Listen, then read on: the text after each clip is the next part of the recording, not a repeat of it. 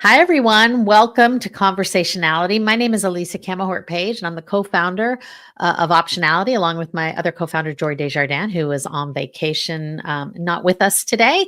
And I'm super excited today to instead welcome our guest, Kristina Libby, who I've known for a number of years, but I've always been endlessly fascinated. She is a multi-potentialite, a polymath. I always just find the range of things she's up to is so interesting. So we're going to talk a little bit about that because our theme this summer has been about having an analog summer. And before we got on here, Kristina and I were talking about some of the things she's doing in her summer, and also the concept of creativity, play, fun, rest, all the things that aren't maybe what we usually talk about. So, Kristina, thank you so much for joining us, and I'm really excited to talk to you today.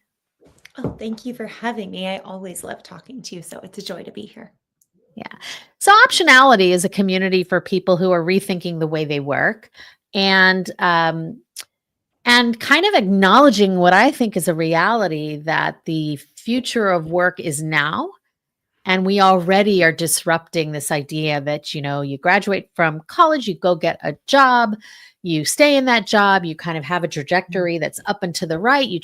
Which is certainly the career I tried to have earlier in my life.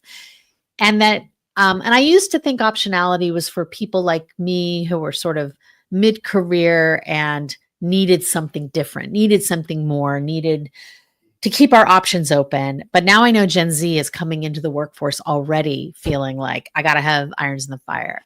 So when I think of you, Kristina, I think of you as being this multidimensional, I think I called it in the description, a multidimensional person. But I want to know, is there for you, what are you up to now? And before you get into that, was there a before and after point for you? Did you used to be a more on a traditional trajectory and then things changed? Um, I would describe that I have always been like a slightly fear-based, uh, kind of fear-based in my career in the sense that I graduated from my master's degree and I got like a normal job, but I was always like, oh, I don't know if this is what I'm doing. Like, I don't know if I trust these people to keep me employed for a long period of time because Mm, I graduated from my master's in 2007. So within the first 6 months of having a yeah, job, we were in the 2008 recession, right? So yeah, that I think created this moment for me of being like, oh, nothing is guaranteed. And yeah. so, that was, I don't know how much we were talking about side hustles before that, but it's sort of that 2008, 2009 is when you start to hear it more and more. And I don't remember what it was. Well, I was working in a nonprofit and I was like, oh, I don't like this. And I was like, oh, I should do something else. And even in that point in my life, like at my nonprofit job, paid nothing. I had a waitress job so that I could like make ends meet. And then I Yeah. started doing social media like just when it happened. So I think I've always had this sort of like potpourri of jobs, but I've always kind of been like doing my job and doing a side hustle and being like, if I could make my side hustle seem like it was going to outpay my job, then I could transition in that way. So I think I have had always kind of worked on these building blocks until I started working for Microsoft. And then I was like, okay, I can do this. And so there was a while where I thought, this is my trajectory. I'm going to be like in a very normal career path. And then I had this moment at Microsoft where I thought, so I worked at Microsoft, did communications, and I ended up leading all the communications across the consumer brands. And then I had this moment of thinking, oh, I don't want to do the jobs that are next step above me. Mm, And I was like, what am I going to do now? And I think that was a moment of being like, oh, I have to make something again and then make it again. And then I was very much on this path being like, okay, I want to be a CMO of like a startup. Like, I think I would enjoy that experience. And then was on that path. I got that job.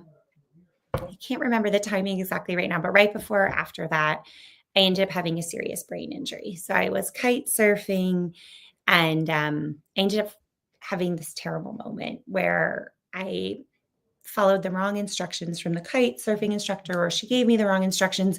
And I ended up flying towards the Belt Parkway in Brooklyn, which is about like a 6-lane highway. And I Oh, had to make this moment of, do I think I can make it over the highway in my kite? Do I think I'm going to crash into the highway? Or do I want to release my kite before fall from 20 feet and see what was going to happen? And I was worried if I crashed onto the highway, I was going to kill a lot of people.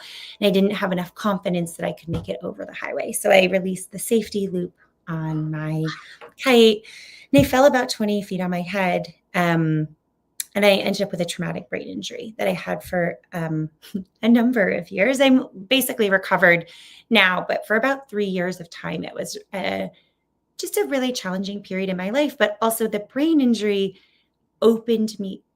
really opened me up to the idea that I couldn't just continue on that life, because I wasn't miserable. I was well paid. I liked who I worked with, but I just felt like I was only about 70% myself. And I think when I had my brain injury, about 3 weeks in, I had this like really strong internal desire to paint, and I didn't have any impulse control. So I told my mom I wanted to paint. I needed to paint. And she like spun around on the highway, took me to a Michael's. I bought like $1,000 worth of paint, and I started painting.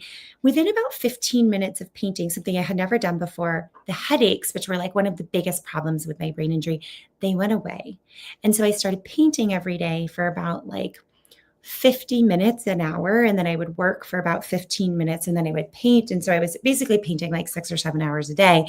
And I found it so profoundly personally transformative that I knew that I now needed to also have like a creative career. And that's that really changed my life. And in realizing that if I don't have this creative career, I'll never really be happy. And I want both. I don't want to just be creative or just be sort of a corporate or just be corporate. And it's a very long-winded answer to get to your point, which is now I am much more willing to embrace sort of the multidimensionality of it, where like before it was done by fear, like, oh, if I don't have many jobs, then I will never feel economically comfortable. And now it's more done by an internal awareness, which is if I only follow this one corporate path, I'm never going to sort of live up to my full potential, and I'll be disappointed in myself. And so I want to have this, I want to do all the things I'm capable of. I want to like live my best life in the areas where I have capacity. And so now I'm much more embracing of this idea that this is how we can work if we want to. what year was that? The injury? 2019, the summer of 2019. So right before the pandemic, which was Right. then sort of like another layer on top of that transition. Well, thank you for sharing that story. I knew you had the TBI, but I never heard you tell how it happened, and this Mm. concept of that you had these three choices ahead of you, and that element of being at a literal crossroads, um, that's a very powerful image, that you had to make a choice.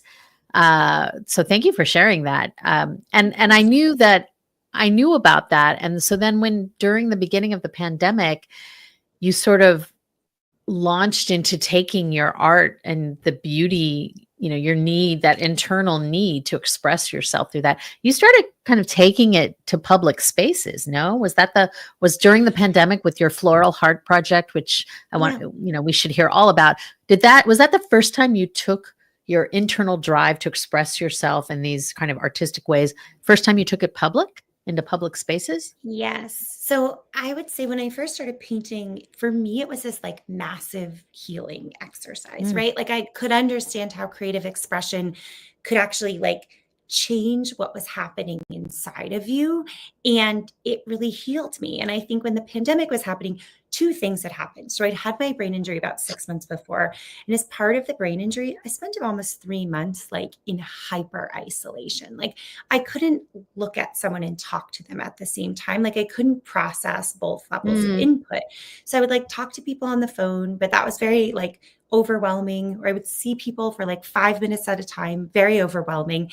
And so I had already been kind of in like this isolated period. And so then when we all had to go into isolation, I sort of felt like I had this pre like preconditioning for it. And I was like, no, Wow. guys, I know some things that can help. Like we have to do things for each other. Like art is a way forward.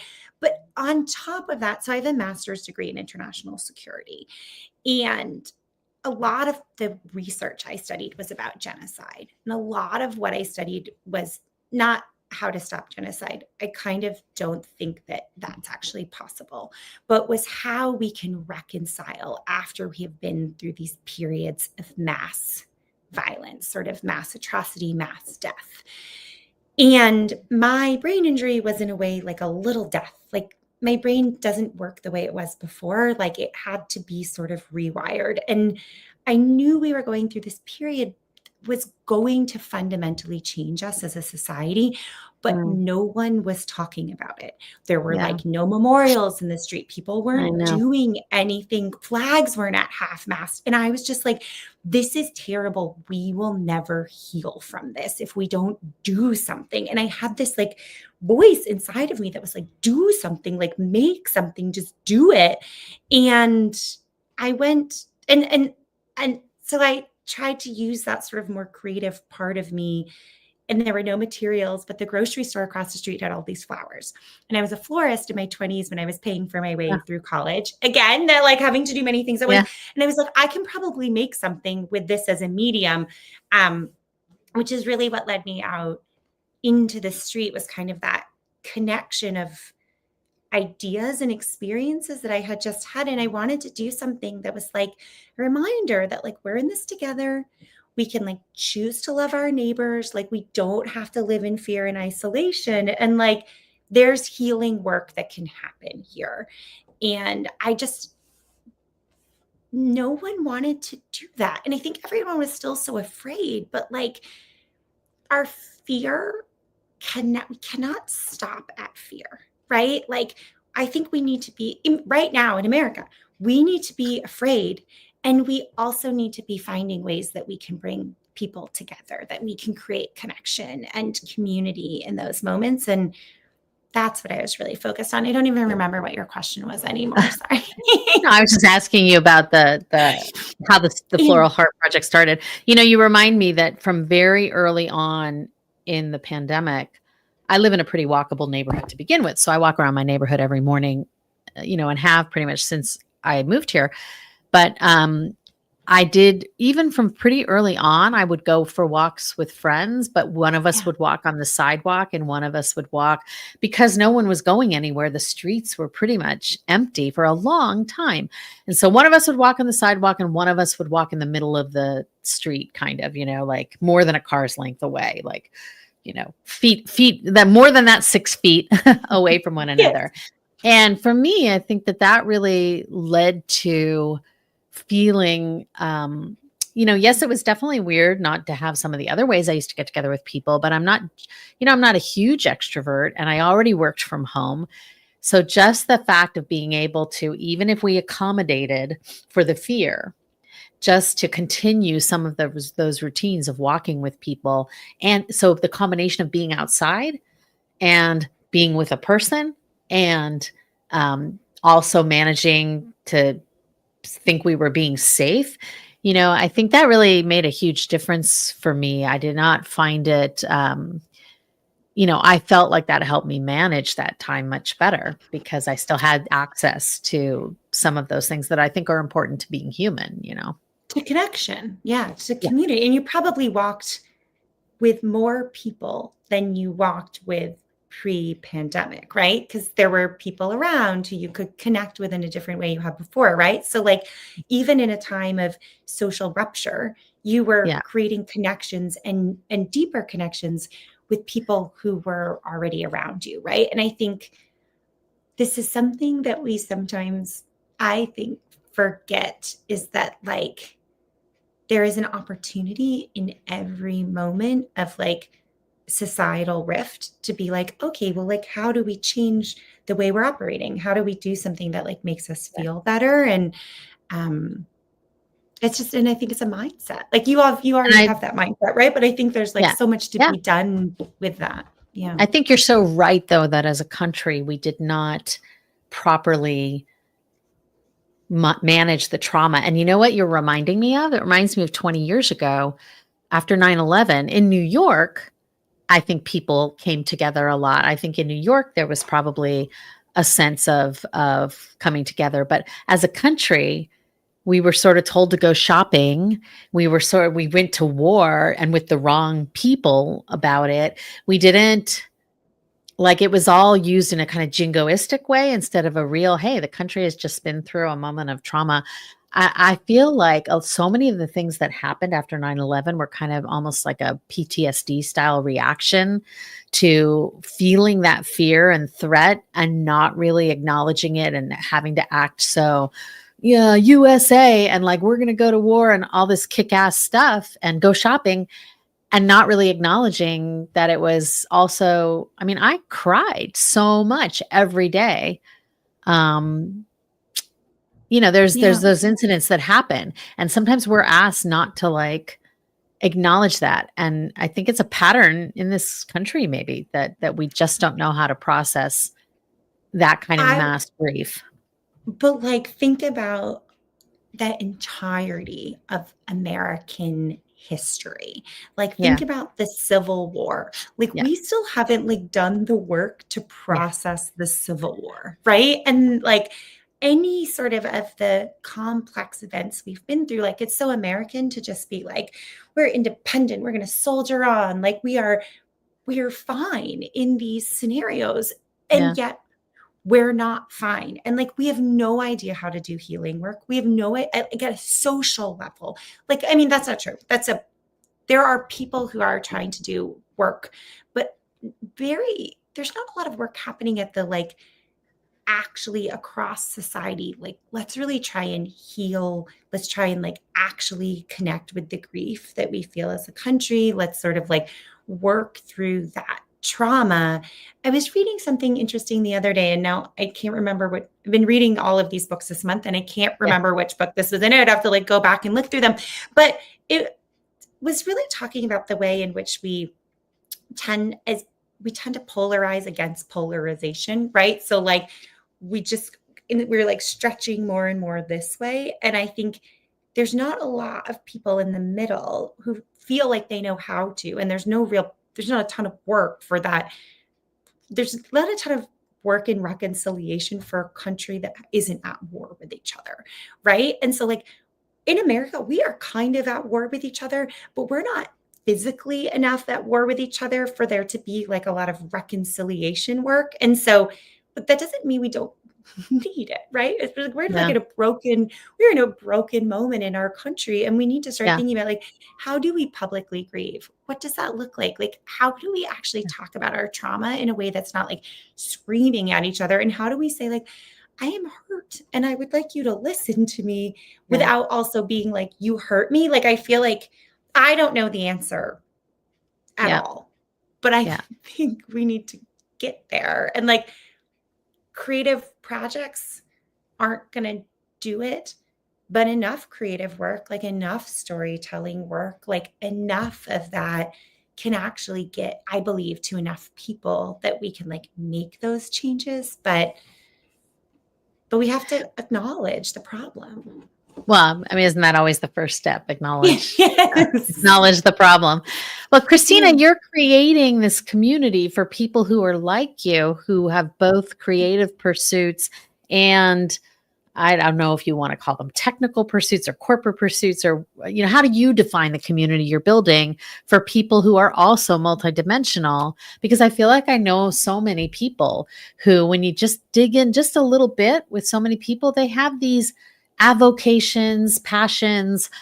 Some are hobbies, but some are actually other lines of business, which seem so different and so diverse from what they're known for or what they make a lot of money at.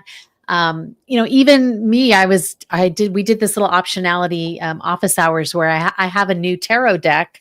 I'm not a super woo woo person at all, but I like tarot for some reason. And so I got a Buffy the Vampire Slayer tarot deck and I was doing readings based on this and then weaving in Mm, stories from Buffy. And like everyone yeah. on the call was like, you should totally do this, like you should offer this and you should monetize this basically. And I'm like, well, I am not an expert tarot reader, but I just think a lot of people who know I'm super kind of not woo woo are probably surprised to hear that I have like this thing for tarot. So how are you building community around multidimensional people, and what are you seeing as is this something everybody has a little bit in them? Okay, so I have so many answers to that. So I'm building this community called the Cohort, which I created because like I felt lonely, right? So I have these creative passions, I have these more professional sort of business skills. And in the creative community, I would be like, I am the CMO job, and I would not belong, right? Like I would be an other. And I would talk about my art or creative things in my professional community. I just didn't feel like people were like, oh, does that mean you're just going to quit this? You're just waiting until that hits. And I was like, no, that's not it at all. I want to be both sides of myself. I want to be the whole thing.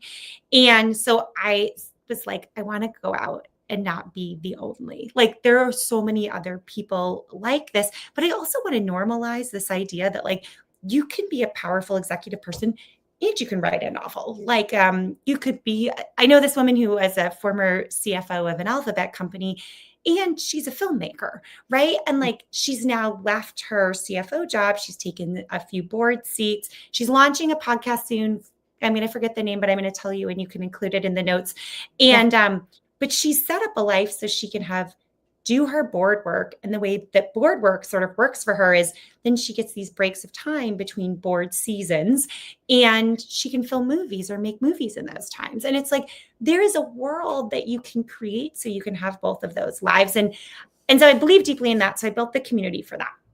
I actually believe that so many of us have these needs for creative expressions, that we have these needs for creativity, we have creative interests, and we maybe don't feel like we totally have permission to explore them or to create additional careers. Like I 100% think you can have a tarot career, and it's like, do you need to make $300,000 on it? Do you need to make $3,000? Like that's for you to decide about how much you want there to be a financial reward, but like the personal reward of being out there and being seen for this other part of yourself, that's huge because it legitimizes you. And then the very sort of last part on all of this that I am really driven by is this research that came out about Nobel laureates. And it was that the Nobel laureates who are the most innovative are people who have actually cultivated dual careers. So they have maybe a scientific career and an artistic career, or a business career and an artistic career. And what that does is it creates innovation in terms of how they see whatever their primary industry is. So most of the work I do is in communications. I do a lot of fractional chief communications officer work now. And that work has been so massively improved by the work on sort of my other side, which is trying to write a memoir and then working on novels and then working on film and TV projects and now working on a one-woman show, because I now understand story in this whole different way than you sort of ever learn it in a professional context, that I think makes me so much more innovative, right? And I think that's sort of true. Like, think about what you're doing with optionality, which is like, you are looking for other ways to understand the world and how people are connecting with it and deriving meaning from it. Tarot is kind of exactly the same thing, right? You are offering people like another system for interpreting the world. And so by exploring both of those, what are you going to learn that someone would only learn who was only thinking about the system of the business, but didn't have this other lens? And I think when we feel those little inklings, like to be drawn towards those creative pursuits, most of the time we ignore them entirely. But I think what it is like, it's our internal algorithm being like, no, there's something over here that's going to make all the way we interpret the world better. And if we just seek it out, it's going to make it all make more sense. And we so Well, often are just like, no, no, no, no, no. But we should be like, yes, yes, yes, yes, yes. but you said something that really resonates with me in that the thing I think about tarot is it's a way of making meaning. When I do a reading for someone, I can say what the card means, but the person I'm doing the reading for is the one who figures out how it applies to them. And it is doing an internal work. But so much of art, so much of pursuing creative endeavors is about making meaning, finding context, connecting dots. And I do think that that is something that we could use more of when we are building, for example, everyone's talking about AI right now. I was on a webinar earlier today about AI, and I am, of course, reminded of the early days of social media. Yeah. And I Yeah. believe one of the big mistakes we made in the early days of social media is that I was a digital utopian. I had a vision of how this technology was going to help people break down barriers, make the world smaller. What was that New York Times writer, Friedman's thing about the flat, was it the flat earth or something like that? It was gonna flatten out hierarchies. It was going to expand Yeah. borders. It was going to do all these things. But, you know, and I think that a lot of women and people from the global majority and, other underserved or underrepresented groups began to connect the dots on, oh, but there is a dark side to this utopia, the earliest. And just a lot of people in positions of power didn't experience it themselves and didn't want to do anything about it and thought those were anomalous happenings, right? And this is what's happening with AI today. We are not being honest about Yeah. the whole of the picture of the result of having this very transformative technology. I mean, I use AI tools and it really does transform how you work, but I have this benefit of 20 years ago saying, yeah, but how are we accounting for the dark side of the utopia of what this can do? And it's making that meaning. It's finding the hidden context, what we would call in the theater world, because I was a theater person, what is the subtext? When the text is telling you one thing, in almost all styles of theater, except for a handful, there is a subtext of what the character isn't saying, but is really thinking.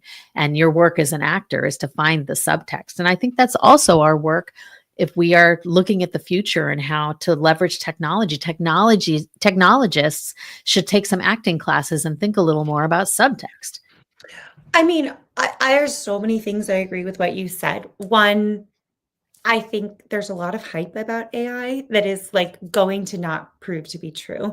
I think there's so much darkness that we're seeing right now.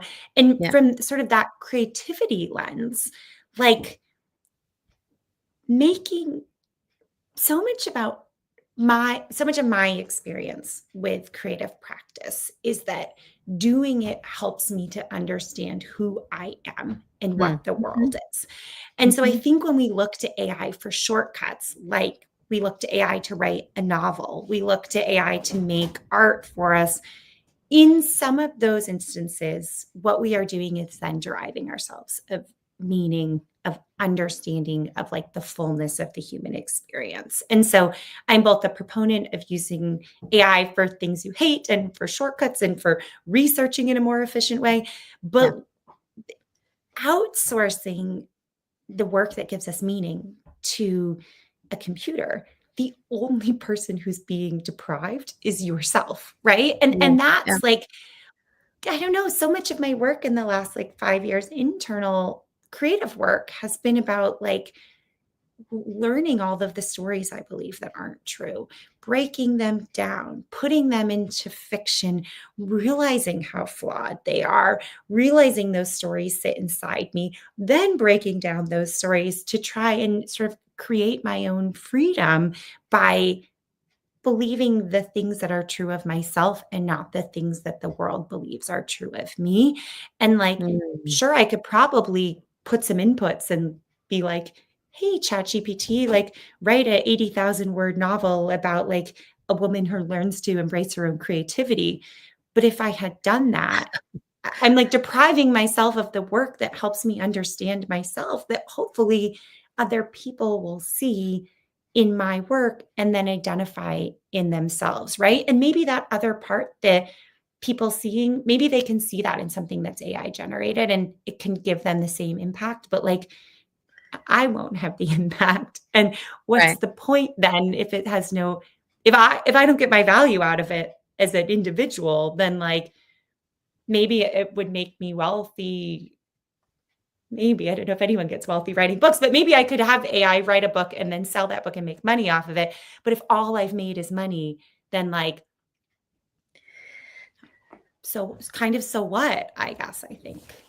I think when we were talking about how America tends to have a sort of individualistic and perspective. There's also something that, you probably hear about when you're learning about managing people, or marketing. As a marketing person, you will know this. Yeah. There is extrinsic motivation and there is intrinsic motivation.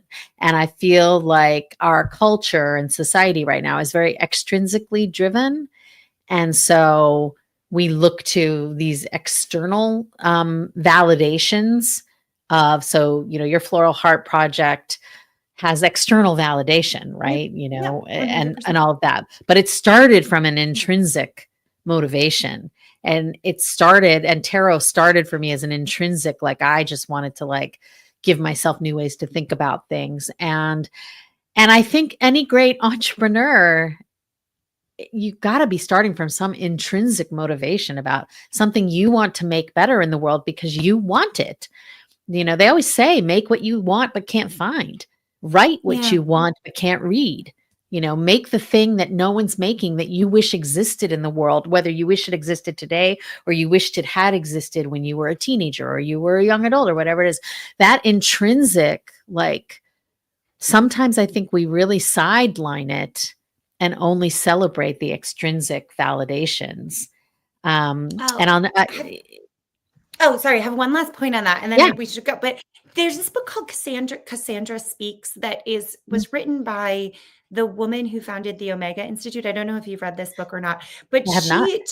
it's very good. I recommend it. She talks a lot about the need to balance the intrinsic and the Mm, extrinsic work that we are sort of doing in the world. And I've been working on this solo show, and it's very interesting in working in class of how much I even want to make the solo show be extrinsic, right? Like I yeah, want to be like, here, let me help you. And how hard that is for me to do, as opposed to just being like, no, this is the show I need to do because I need yeah, to like take this story out of my body and put it into the yeah, world. And that there is a selfishness in creating art or sort of doing those things for yourself that's so important. And I think also so much we don't talk about that. Like it's yeah, good to do the selfish work of that because ultimately there's a huge value for other people in us having figured out and be acting on our own intrinsic motivations, but yeah, we need to take the time to be clear on like what those actual desires are, because so yeah, often they're confused with the extrinsic. Like I think that is the work of the moment that yeah. everyone At can the do. most basic level, I always tell people are thinking about writing a book, you better really like what you're writing about because you are going to be talking about it out in the world, for a long time, and you are going to be associating it with yourself. So not everything needs to be a book, not everything needs to get turned into something you share externally. But if you do create something, like you better love it because you are going to be talking about it and showing it and being associated with it for a long time, whether it's a huge success or it's not, it's still there. So it's not that you have to stay only intrinsically motivated. And of course, if you're building a business, you have to care about what will motivate your customer to Yeah, want what you're yeah. building and all of that. But that intrinsic motivation, I think sometimes I just want to bring it back to my Buffy tarot deck. Well, I interviewed Sarah Michelle Gellar at a couple of different Blog Her events, and I asked her how, if she, at the time, the first time I interviewed her, she was launching her food company, which I don't think she's back to acting pretty much full time now, but she was an entrepreneur for several years. And I asked her how it felt to get such huge success. Hi, puppy. Is that your Sorry. dog? Yes. I want to see. I asked her how it felt to achieve something so great, so young, and did it put pressure on all her future endeavors? And she said quite the contrary. She felt like whatever else she ever did in life, if people associated her with being Buffy, that was a pretty great thing to be associated with. She didn't have to try to top that. She maybe never would top that, right? And oops. Sorry, so sorry. 1 second. I'm just on a call, but I'm going to be done in 2 minutes. Do you mind just waiting 2 more minutes? Or you can come in. Okay, sorry. Sorry. Okay, we'll wrap up. But I thought that was such a great thing, and people like, she's like, if I never do anything greater, I did this amazing thing. That's a legacy I can live with. And I say that about Blog Her all the time. And it's not about the Yeah. extrinsic, like at the end of the day, did it turn me into, am I Jeff Bezos? Like, no, I don't want to be. But anyway, Right, but there's having that like, and on that legacy. right, is like, and the huge internal value that you get from that is, like if you really do one extremely impactful thing in the world, and like you impacted so many people's lives with Blog Her, all of these people who like had a chance to express themselves, they built these businesses, they got to really be seen in the Yeah, world. And like Sarah Michelle Gellar did that for showing like tough, cool women who yeah, were like really powerful. And I think it's a gift to be able to give those things to yourself and then to give them to the yeah. world, right? And like Right. that's what you're doing with tarot. That's like what every tarot, that's what everyone does with, like, the more we can embrace sort of our creative expressions, I like really feel like, we can kind of get everyone else on board, and like you do it, you start with yourself. And then it is Right. that like swell outwards. And if you just start with, I want to make a ton of money, I don't think you ever get to the truly transformational things. Like, I think even if you look at Bezos, like he didn't start out being like, I want to make Amazon. I don't actually really know. I read his biography a long time ago, but a lot of people, um, I think if we all think, how do we heal ourselves, and through the work that we're doing, the ripple effect you see out of that is like really, really great positive things. And I think when we start the other way is when we see a lot of damage. Yeah. So. Well, I can't say it better than that, and I agree with you. And Kristina, I just want to say thank you so much. I knew that I think so many people in the optionality community will really relate to how you're trying to build this multidimensional community and life for yourself. And I'm so glad to hear more of your story, because even knowing you, I didn't know all of these aspects of your story, and I really appreciate you. We're going to Same. And post I this. hope you do more with tarot. Oh, thank you. We're going to post this video. If you're not already subscribed to Optionality, optionality.life, you can subscribe. And we do send this out to all of our community members. And we will see you next time. Thanks for joining us for Conversationality.